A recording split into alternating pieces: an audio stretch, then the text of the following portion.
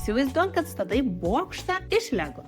Jeigu jis neturi tvirto pagrindo, natūralu, jis griūva. Tas pats yra su investavimu. Siekiant stabilaus ir tvirto portfelio, jam bus reikalinga core pozicija. Kaip pagrindas tavo bokštui. Core gali sudaryti plačiai diversifikuoti pigus ETF-ai, biržoje kotiruojami fondai, tie, kurie apima visą pasaulį, įvairius regionus ir stabiliai per ilgą laiką generuoja 7-12% vidutinę metinę grąžą. O pagrindinį portfelį jau galima papildyti satelitinėm pozicijom, čia gali būti rizikingesni pasirinkimai. Galbūt tai yra pavienės akcijos, galbūt tai yra kripto pasaulis, o gal tiesiog nori skirtingų rinkų. Štai keletas pavyzdžių, kas gali būti pagrindas tavo portfeliui. Tai yra VWCE, FWIA, IWDA arba VUAA pasirinkimai. Visi plačiai diversifikuoti ir sekantys indeksą. Tai kviečiu pradėti nuo paprastos sistemos, nes be jos investavimas gali tapti